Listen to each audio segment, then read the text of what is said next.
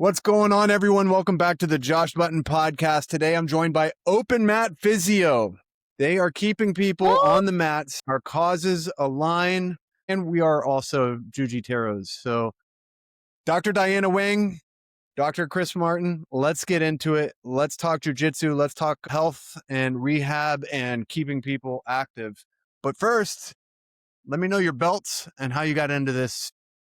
I guess the sport if it came first, or physio if it came first. Yeah. Okay. So I'll start. I'm a purple belt in jiu-jitsu.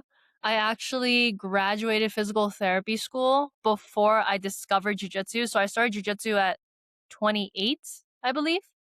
And the reason why I got into jiu-jitsu was just because after I graduated PT school, I wanted to find a physical activity that was something where I could be a beginner. So that was like the main reason why I started jiu-jitsu. And yeah, it's been training since 2018 and it's been a great time. Awesome. I'm Do a you black have an belt. athletic background? Did you jump into it as like, this is my first sport too? Or did you actually play sports and then just want to switch it up to something? No, when I was younger, I played a lot of team sports. So I played basketball when I was from middle school all the way until the end of high school. And then in college, I played intramural sports. So I've been pretty much around sports like my entire life, but definitely nothing like jujitsu. So it was a whole new world for me and it was exciting and addicting. I think a lot of us can say and relate to that. Awesome. Kris? Nice. I am a black belt. I've been a black belt for this is my 10th year now. And I definitely started jujitsu before I was a PT. And I kind of got into physical therapy because of jujitsu and all my injuries and wanted to just learn how to fix myself, quite frankly. But yeah, then, along the path towards physical therapy, I found Diana and her mission. And that was my mission as well. So stars aligned and we just started kind of working on this. Diana was already on this mission, getting the foundation laid down. And I just said, hey, how can I help? That's awesome. So you guys actually represent both sides of the coin fairly evenly. Yeah, definitely. I think that's what makes it such a fun experience is Kris has so much jiu-jitsu experience and I have almost 10 years of physical therapy experience. So we're able to kind of bounce off ideas, whether that's making content, whether that's approaching different client cases of being able to collaborate, which has been probably one of the most fun parts of Open Mat Physio. Awesome. So are you the head instructor or an instructor there, Kris? No. I leave that for Isaac here at Varsity Jiu-Jitsu. He's above and way beyond me. That guy's like a wizard. I'm just humbly training still. I've taught before over the years. And of course, like when you're a black belt, you have to kind of teach wherever you go anyway, to some extent. No, this is a nice place, Varsity Jiu-Jitsu, Monterey Park, California, Isaac Doderlin's gym. Super sick. Yeah. Awesome. I actually relocated to South Florida where I'm at from Malibu. I guess I was in LA for a while before that too, but didn't spend much time on Wow. the east side besides like Koreatown is about as far east as I got. Yeah, it's a great place. You decided to link up on this mission. You've worked with I'm assuming you've worked with everybody by now. If you've been at it this long, you know that there's people that walk in on day 1 and have these injuries that occur, day 2, day 3, and then there's the guys like yourself, 10 years on the mats, who have the chronic, the recurring, the imbalances, and everything you can imagine built in by now. Who are you really targeting? Who are you specializing for? Or are you just open to anyone and everyone in the community? I think our biggest goal, yeah, is to try to work with anybody who is willing for us to help. I think we work with anybody, kind of like what you mentioned, we work with everyone from fresh out of surgery all the way until somebody who, let's say, is feeling pretty good, but they're looking for that next step of strength and conditioning with like a bit of a rehab flair. So we do everything along the spectrum. I think we generally attract more hobbyists, people who are maybe not in the competition circuit as much, but have families, have jobs and all that, and just want to stay healthy on the mats. And jujitsu plays a big role in their life in general versus just being like the main thing that they do. Have you found yourselves giving conflicting advice to people because you have so much experience and you maybe not quite as much experience getting injured, hopefully? Or is it you guys been pretty much symbiotic and on the same page for everything? Yeah, that's a good question. No one's asked us that yet, I don't Yeah. think. No, I mean, like, as I was getting into physical therapy, because this is a physical therapy business that we're doing, right?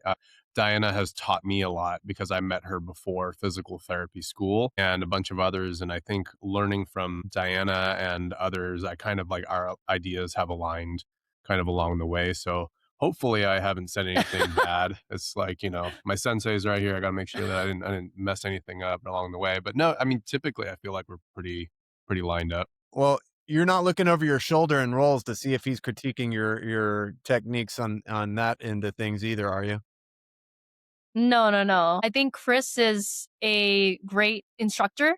He is always been, I mean, he has experience teaching at UCLA when he was like the instructor at their jiu-jitsu Yeah. club, and then at the Coop in like Yeah. Culver City, Palm area in LA. So Mhm.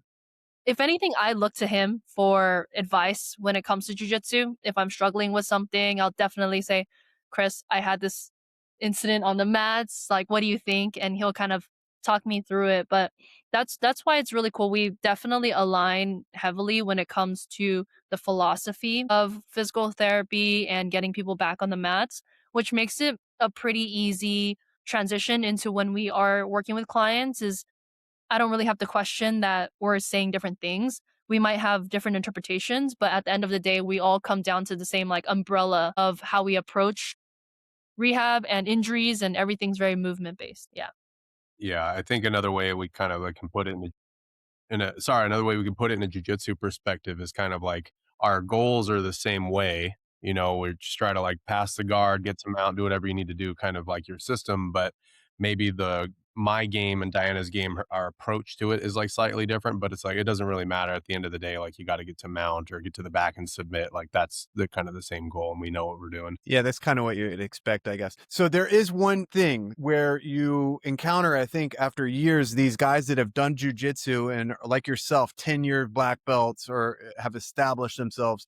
They kind of know players for playing one-sided dominant games. And the I think the consistent advice that I've picked up everywhere is go ahead and stick to your side, play your dominant side because you only have oh so many reps. And if you're going to be proficient and you're going to play against people that are much more experienced or you want to compete, you need to really hone your game to be perfected and get as many reps on those, whether it's framing or your attacks or whatever your game is, staying to one side. But in physio, would you recommend people play both sides to like balance their bodies out? I think from a physical therapy standpoint or like from a sports performance standpoint, I look at this whole concept like if we were to treat a baseball player or a soccer player, I wouldn't tell a baseball player or a baseball pitcher to pitch on both sides.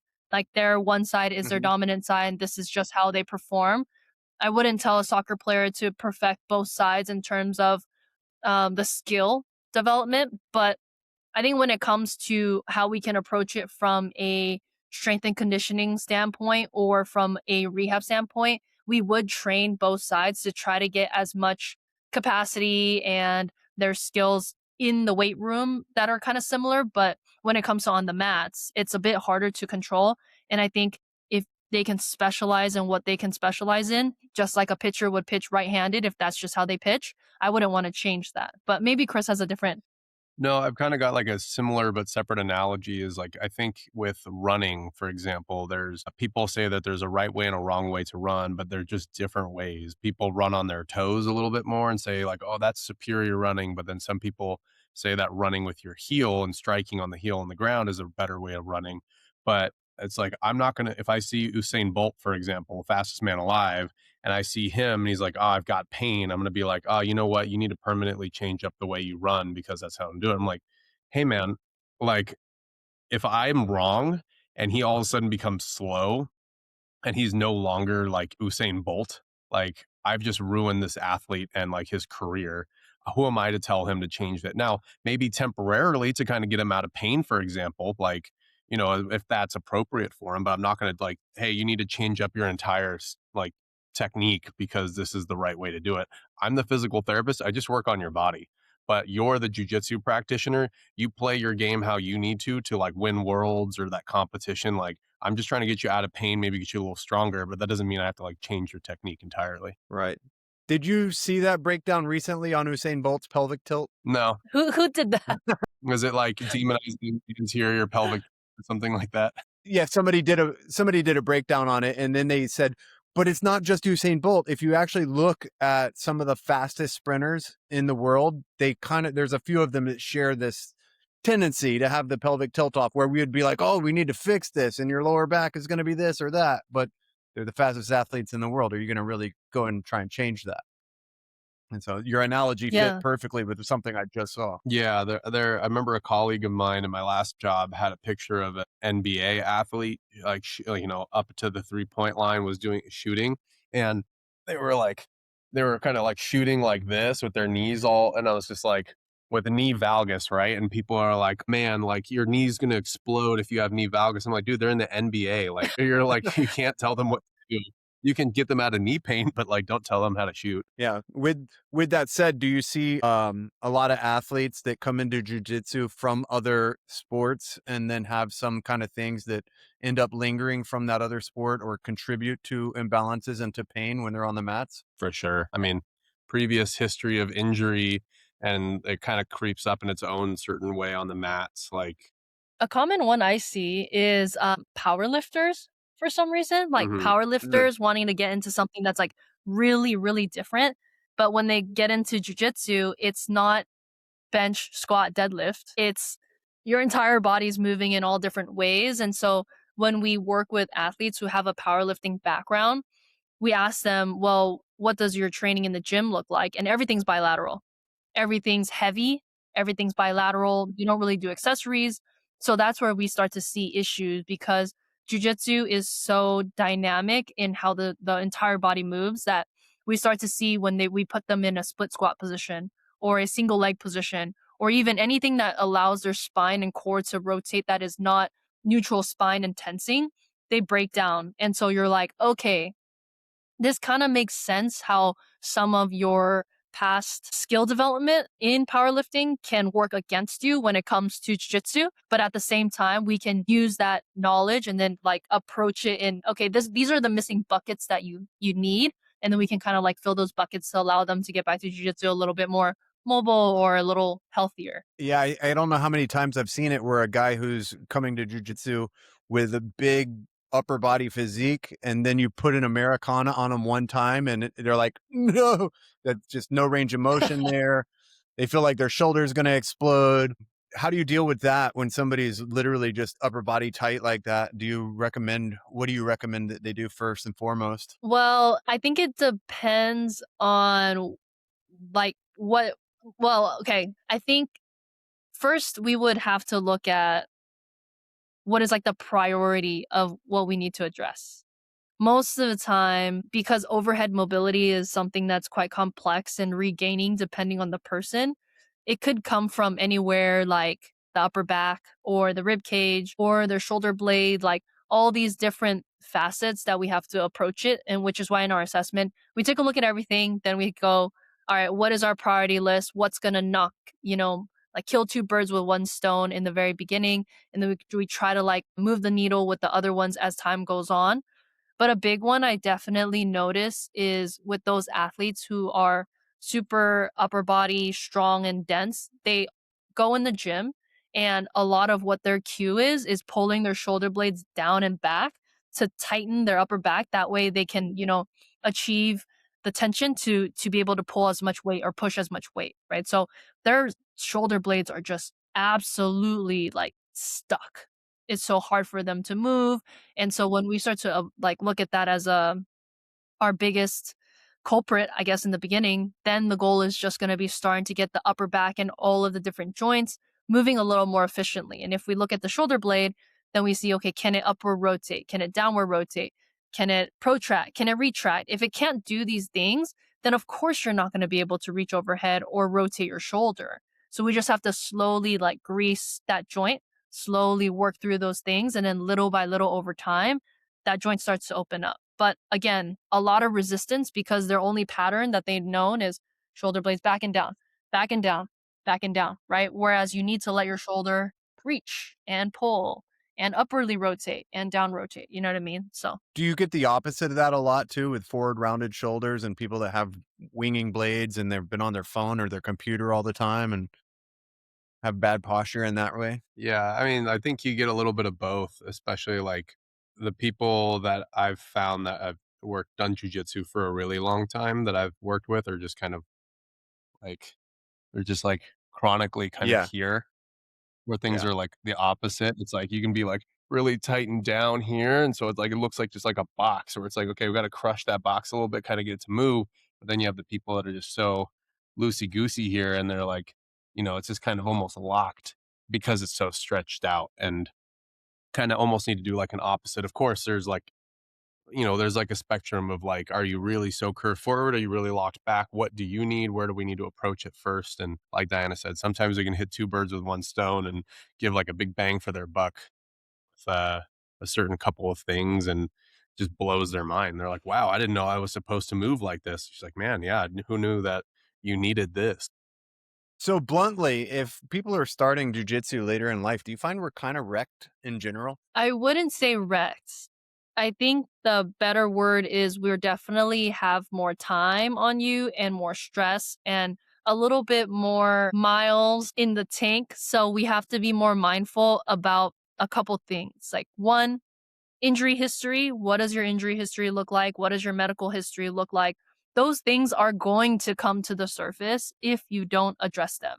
If you have an old shoulder thing and you're like, it's fine, it's not that big of a deal, it doesn't bother me in daily life, it's going to show up on the jiu-jitsu mats if you don't take care of it. I think the other thing that we talk about so much during our seminars is if we're starting jujitsu older, you're not 18 and your body doesn't just bounce back like rubber if you train super hard every day.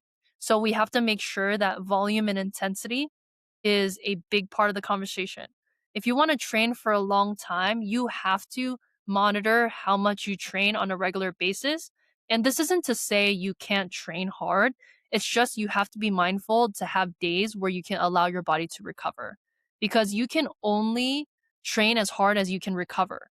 And if you can't recover, then you're always going to be on empty. And that's where we run into issues of I'm always sore, I'm always in pain, I always feel broken. Like these are symptoms that your body's telling you, hey, maybe we should reevaluate how much stress you're putting on the body. So I think as we get older, these are just a couple things that we have to be a little bit more mindful of.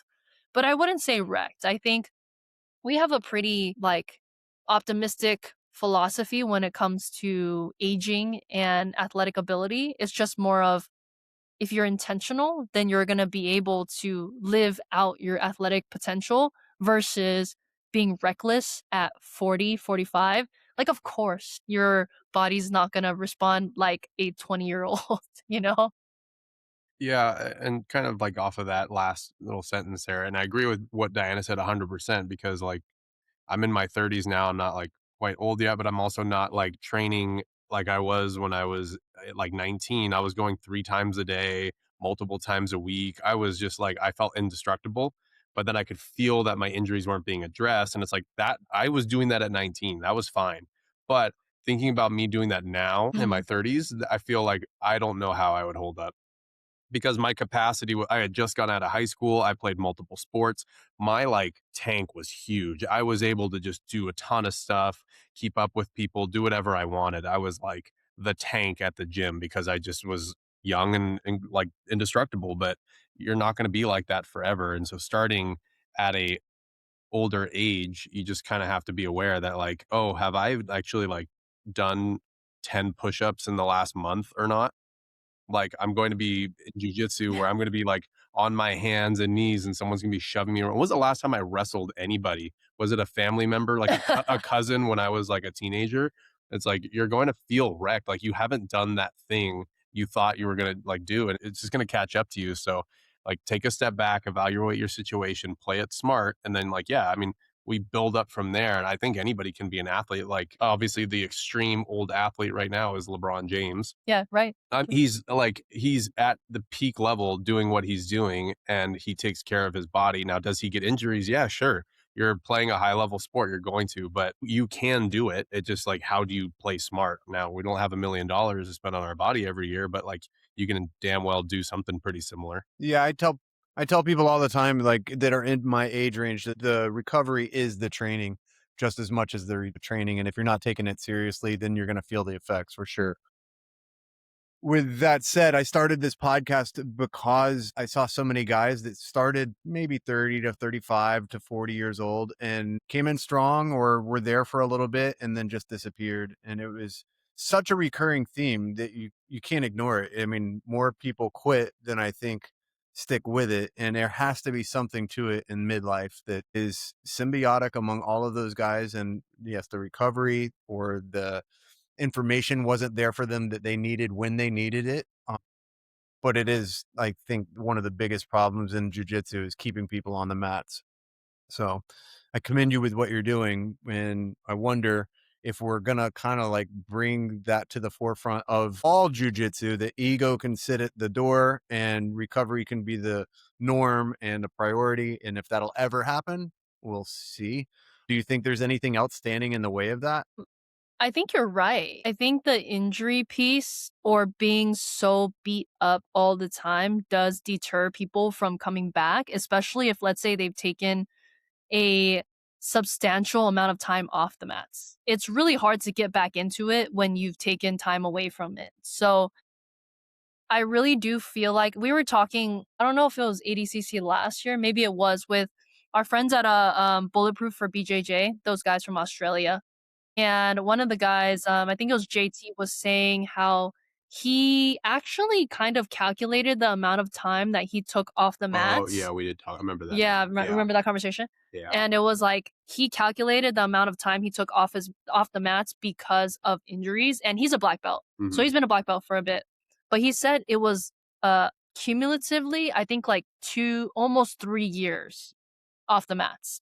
And imagine like somebody having to go through spurts of that, like I can totally understand. So that's why we try so hard to push the message like if you want to be on the mats for a long time, there has to be a reflection of is what I'm doing working? And if it's not, how can I make it work better for me? Because eventually we're going to have to come face to face with the reality of what it is. If you have an old injury and you don't deal with it, that's going to creep up on you eventually. And if you can be mindful and proactive, then you're going to put yourself in a way better position.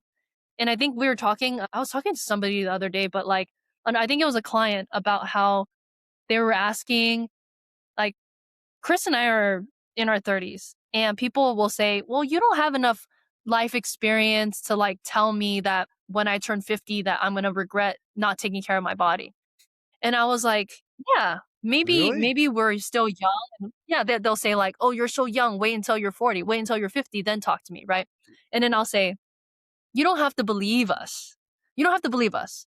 But who you can believe are the many, many, many, many gym owners that we talk to Hmm. who are in their 50s, who are in their 60s. And anytime we talk to them, they always say they're broken, they're beat up, and the main regret that they have is they wish they trained better and smarter when they were younger and they took care of their bodies. You don't have to listen to us, but you can listen to those people, right? Yeah, I think the other thing, like, if that like that client is older, like anybody that's older, like a lot of the time they have that speech or they've come to the realization that, hey, actually taking care of myself makes me feel like $1 million when I get onto the mat. And like I'm still working through something, but like, when I warm up, I feel good. And that's like regardless of like physical therapy intervention whatsoever. It's kind of like I've trained with people that were like smart about taking care of their body, had a jump rope and would warm up, or they like do like a couple pull-ups, or they would come independently and warm up either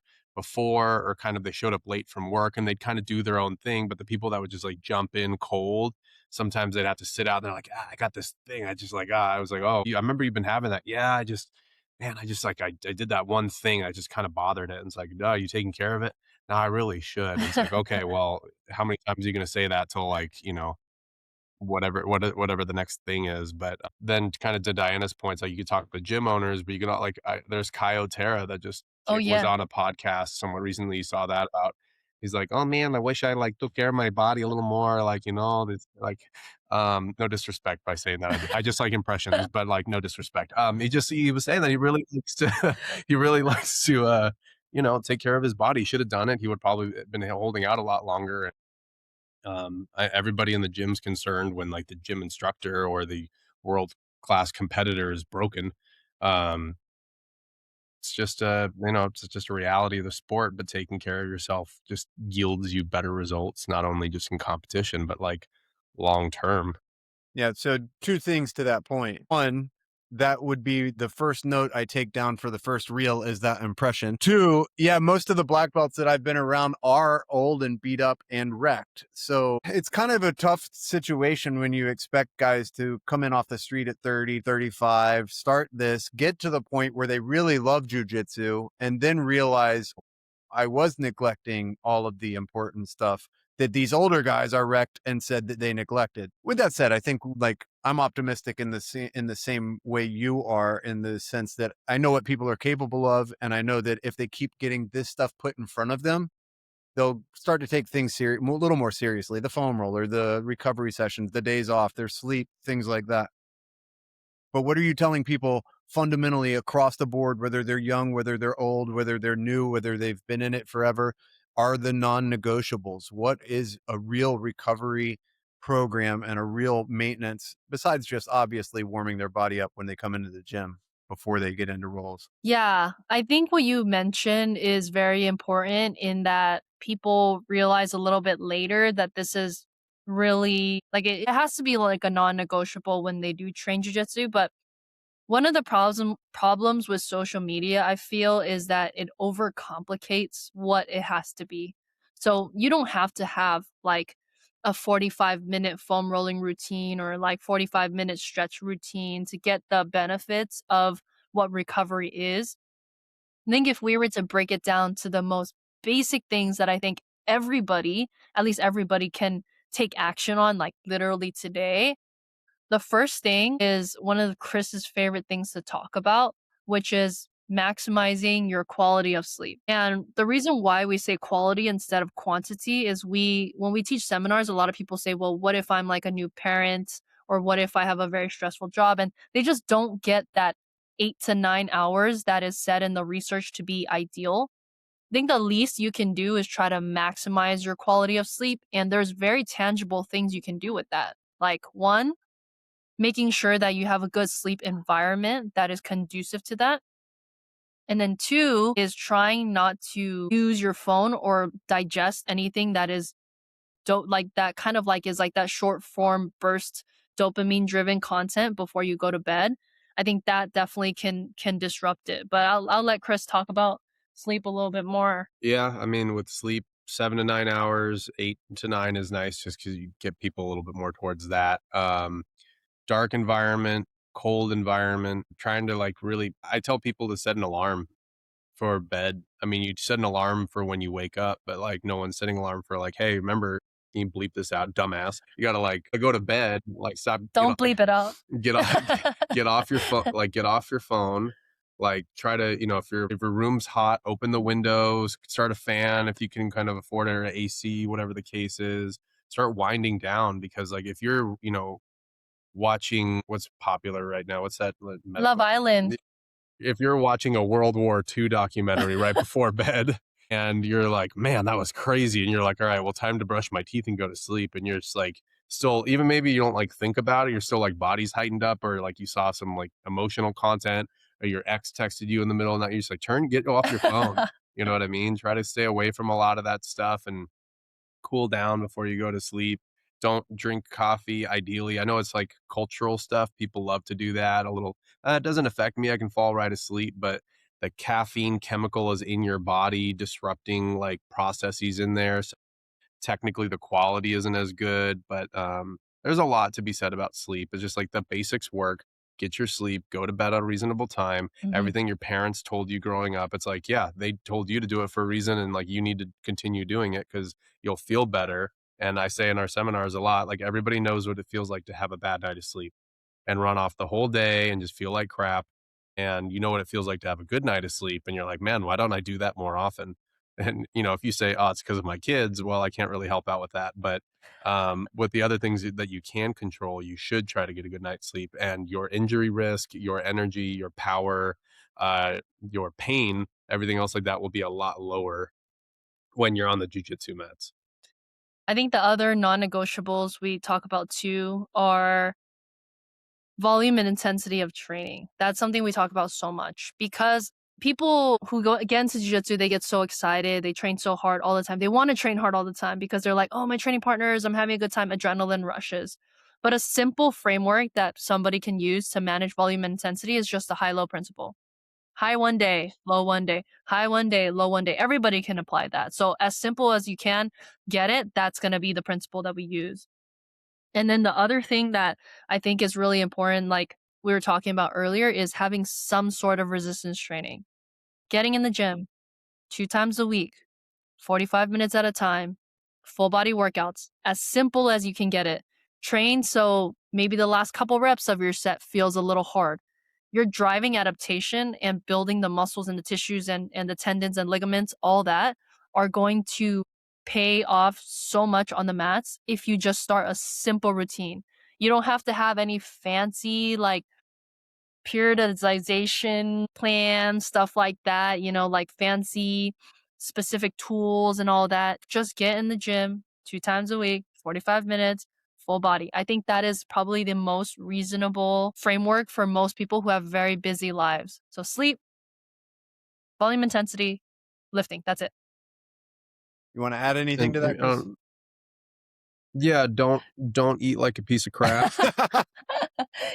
Yeah. Like, Nutrition. it's not our specialty, but maybe try to chill it on the McDonald's and Burger King for a little while and try to eat some fruits and veggies and some like lean, reasonable meat or whatever. Like, I'm not going to tell you what to do with that, but that's just try not to eat like a piece of crap. That might make you feel good too.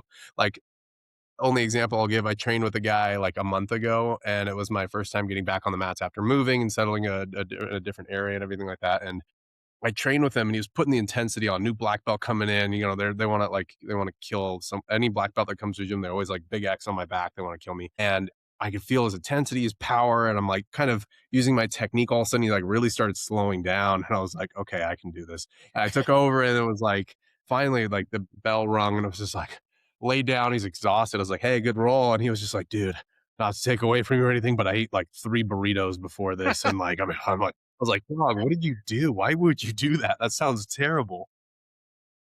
Do you So, just do, don't eat.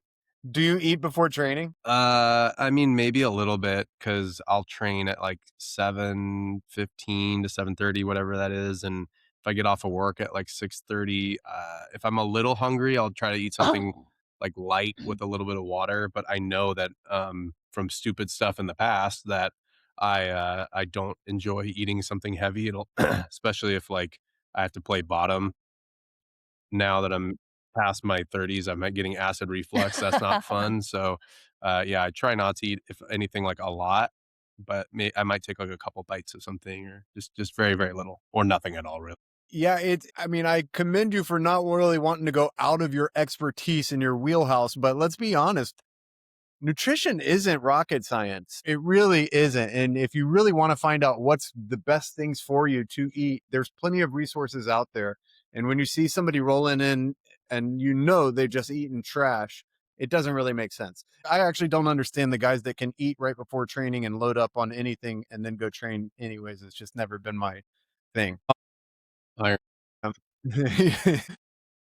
so 10 years on the mats, I'm sure you've seen it all. Shoulders tend to be the number one thing you see, right? Injury wise. What else is really lingering in jiu-jitsu communities as far as injuries and things that need to be addressed ahead of time so it A doesn't. lot of low back stuff. A lot of low back, neck, knees. I think that and shoulders. I think those are probably the biggest ones. For knees, a lot of it comes from like not freak accidents, but more of like silly things. Like if they're in a funky position, they try to fight out of it, or they're knee cutting and they're trying to force their way through and then rotation. It's always like the forcing things. Yeah, Like, it's a forcing position thing. yeah, and that's like very prevalent too. If you look at like the early 2000s when people were starting to play like single X or like doing outside heel hooks a lot more often, like the people that didn't know the positions were like really forcing against things, and that's when they hurt themselves. Or even like lasso, if someone's playing lasso guard and like, someone's putting the pressure into their knee and they're trying to push them back out, there's stress onto like the LCL area. It's like they're always, whenever something's being forced, Mhm. sometimes when you feel like you have to force it, I feel like that's when issues kind of have come out, at least with the knees, but probably other stuff too. Yeah, Yeah, low back, neck, and I think more so because the spine isn't used to, like, flexing so much. So I interviewed a black belt a few weeks ago who was like, he had injuries piling up on him a good bit, and then he instituted a rule for himself, and it was 80% rule.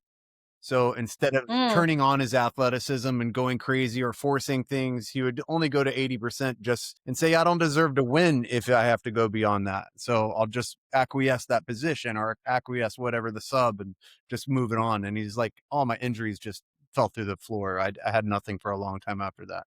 yeah, forcing positions and forcing, like, being stubborn, I think gets people in bad situations. I like the 80% thing. We kinda talk about something similar when it comes to training intensity on a regular basis, especially for hobbyists, is that, like, I guess RPE is a better way to put it, but, like, you can kind of figure out what is 7 out of 10, 8 out of 10 RPE of intensity that you're going, and if you can hang out in that zone, the likelihood of you forcing yourself to be, like, going crazy, like spazzing on the mats is really low.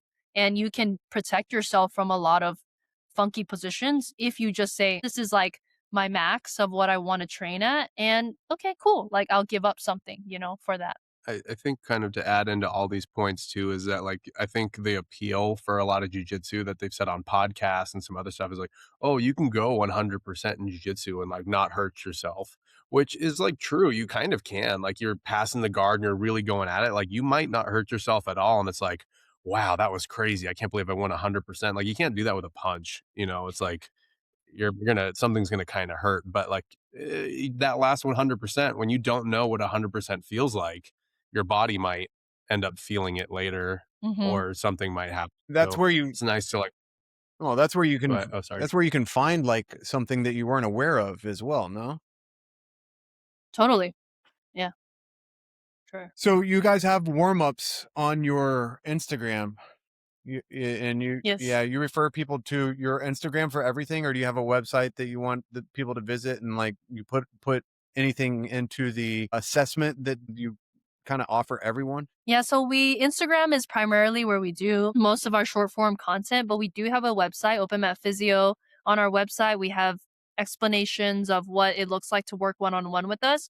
But we also have this thing called the Rehab Lab, which is like we made instructionals for every body part, which is just like a couple exercises that we feel we've seen the most success with jiu-jitsu athletes.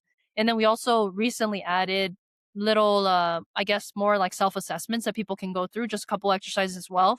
Well, how does this feel? How does that feel? And if you're experiencing this, then this could potentially be a reason why you might need a PT, or you can kind of, this is normal symptoms. So our website, we have all of that.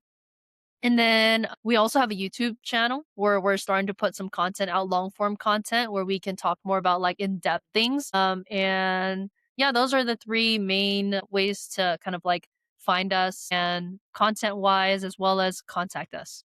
Awesome. What do you guys like in your training? Are you static drilling and then hitting rolls? Or are you guys doing the new ecological slash old ecological stuff? Are you working positional sparring and situational at your gym? It's funny.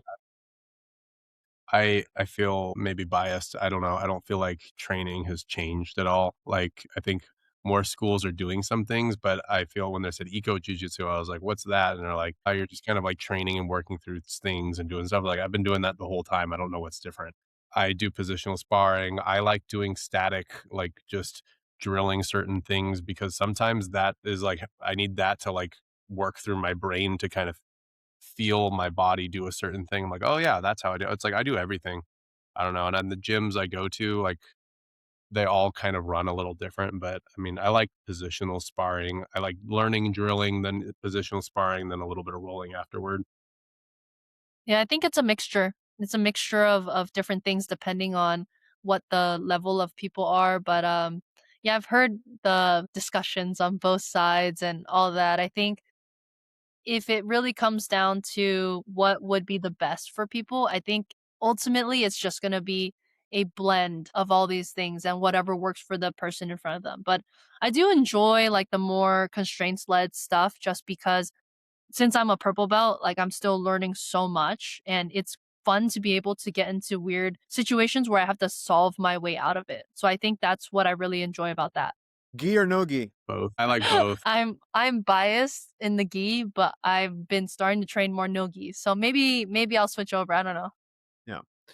I think the constraint-based thing, I mean, I know my gi gym, my first gi gym in California, we played games. We didn't really call it constraint-based games. We didn't have labels for it, but yeah, our teacher was like, "You're starting here, you're in closed guard, you're getting out of the guard, you're trying to attack from the guard, and you kind of play a positional." And that was just part of the normal thing. And then it went to another place where they called it something different, but it was very similar. So the debate in many ways, I think, is kind of weird. It's just kind of egoish. Yeah, it's almost moot. So, have you competed? Has. I competed once at white belt and then I was like, That's it? no, I'm good. I'm Yeah, good. I've competed at every belt. It's fun. I want to compete again at black belt. I've only competed, I think, once or twice at black belt, and then I just got into PT school and like been really busy with kind of focusing on my academics and trying to make sure I like know what I'm doing when I start treating jujitsu people, which I feel pretty good about that. But I do want to start now that I'm like behind a lot of stuff. I want to start competing again and getting ready for that. So I mean, there's a lot of opportunity around you, right? Jiu-Jitsu World League's out there a lot, and you got all kinds of events that are pretty local, so it shouldn't be a hard thing. yeah. Yeah, a ton. All right, I've been asking people to lay on the audience one word and why. So since there's two of you, there's going to be two words. One word you would leave the audience with, why you would leave them with that word specifically. What does it mean to you? I think my word would be intention is if you can be intentional about the way you approach jujitsu and the way you approach your body and your recovery, it's going to make your life so much easier. But it does require you to sit down, look at things, and be intentional. Like, this is why I'm doing it. I'm not just doing it for no reason. Yeah, that's a good one. Did she spit your Mine would word? be sleep. My one word would be sleep. Yeah, big surprise after what we've talked about because there's just like so much power in getting a good night's sleep and trying to figure out how to sleep better. Kind of the same way like when people are perhaps like overweight and they're trying to figure out, okay, I have to like really prioritize what I'm eating and start doing more of that. It's like no one really does that as much with their sleep and they only come across it when it's kind of like too late for them and then they have to like go through a cycle and figure out what happens the next day. It's like if you can start working out a proper sleep regimen and like getting kind of consistent with that, I mean, it changed my life up a lot, and figuring out all the best ways to kinda get proper sleep is gonna help out. It's just gonna only help you out, and you have to do it every single day. It's not one of those things like, "Oh, I can just skip that." It's like, no, you have to do it every day, and if you can get on top of that, then you're gonna be real like, off in a way better place. Yeah, I did a sleep deep dive not long ago. It is the foundation for everything else. There is literally nothing that doesn't suffer if your sleep is suffering. Really. Yeah, and 100%. unfortunately, my dad has been sick his entire adult life, and most of the issues that he encountered, he was diagnosed with something and prescribed something, then diagnosed with something and prescribed something. And then about 20 years into all of these afflictions, they found sleep apnea and realized how Mhm. devastating sleep apnea can be for all of your health. So if you're a jujitsu snorer out there, you might want to get that checked out as well. Yeah. Totally. Yeah. Have you ever encountered that with any individuals at your seminars? But having sleep apnea? Anybody that has sleep apnea? Yeah, when you bring up sleep. Probably, I mean, it might be like the older grapplers or maybe some of like the more on the heavier, older overweight grapplers might kinda bring it up, I mean, I don't know. We've done a lot of seminars, so I don't quite remember, but like I think probably a couple of times, yeah. And they're wearing like they got the sleep pap machine on, or they haven't done a sleep study, or they're just like, oh, my wife like wakes me up when I snore, or something like that. Yeah, some of the most basic things you would think like people have addressed over and over and over again. And I'm sure you guys see it all the time in your seminars that no, you're kind of neglecting some of the basics. All right, everybody head over to Open Mat Physio. Check out the Instagram. There's lots of good tidbits on there. Follow these guys. Diana, Kris, thank you for joining us. Thanks for watching today's episode. And as always, go to Lineage Provisions for 15% off of the best protein from regenerative agriculture. And you know my personal favorite, Lineage Provisions. 15% off, code Josh Button. You guys enjoy. Have a great day.